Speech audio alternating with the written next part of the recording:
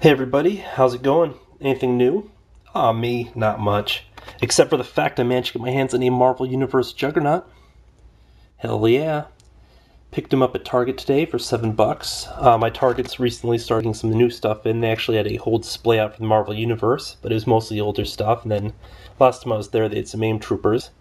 Today they had a much wider selection, and towards the back and pushed over, I guess why nobody else saw it, was a Juggernaut. So yeah, without further ado, let's get this thing open.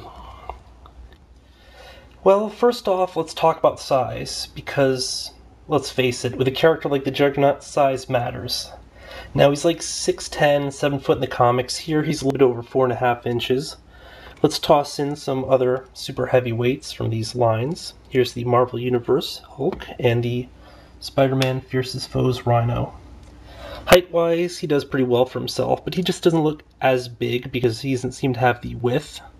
But part of that might be just because these characters have their chests kind of sculpted out far and the arms don't come down all the way.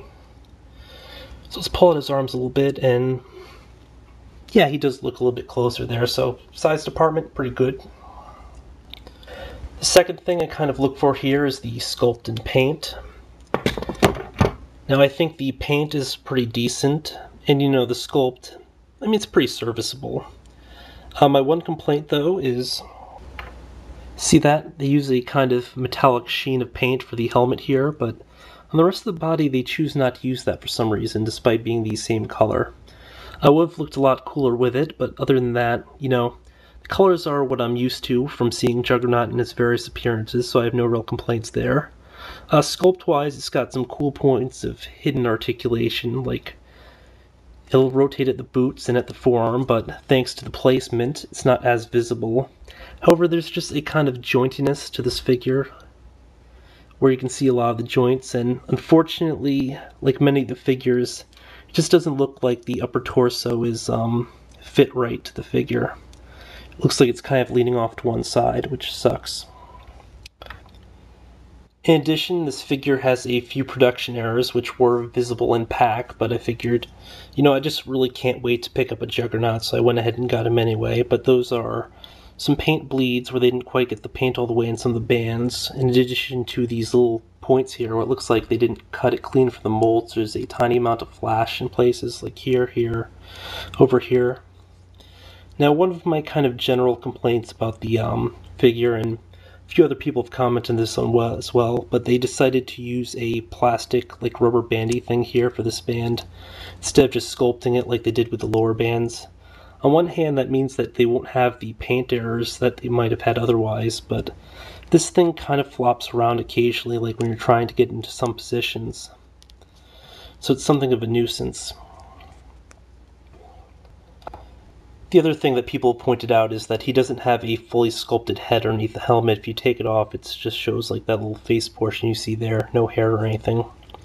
I'm not going to do it just because I don't want to have to worry about having to put it back on, but you can probably check out one of those other videos if you're interested. In terms of articulation, we have a point of rotation here at the forearm, point here at the elbow, here at the bicep. Of course, the bicep will hit into this portion back here, so you can't get some of the poses you might want, in addition to this one impeding here, so problem with having big muscles. Ball-jointed shoulder, head rotates only. I mean, it will go slightly up, slightly down, but it's negligible. Now, I have a problem with the torso here, because for one thing, the torso is off-center, but in addition, it doesn't really go forward and back much, it just rotates for the most part. So I really wish that they might have done something about that. The leg here is kind of like a modified ball joint. I mean, it's like a straight ball joint, but it has the same range of motion that you would normally associate with a ball joint, and then a point of rotation at the hip. So you have to physically move the ball up a little bit, then rotate this a little bit to get it to go all the way up. I mean, part of that might just be due to the sculpt. Now, there's these really ugly pin joints here on the side, which are kind of sunken, but, it's a double-jointed knee, the obvious point of rotation up there, point of rotation at the boot, and then we have a point of rotation here at the ankle, up and down at the ankle. So yeah, pretty impressed, but at the same time, he's really not without his problems. The joints sort of have a tendency to snap back in place for the legs.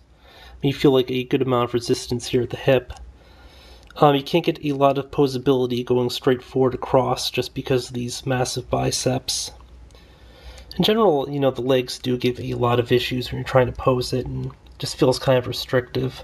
The interesting thing is, even out of box, the upper body joints just had a really loose, sort of crisp feel to them, if that makes any sense. Like, they can move really easily, but they do stay in place. So, I mean, it's kind of like a good sort of joint looseness, but, you can get them into a lot of poses that you might associate with the character.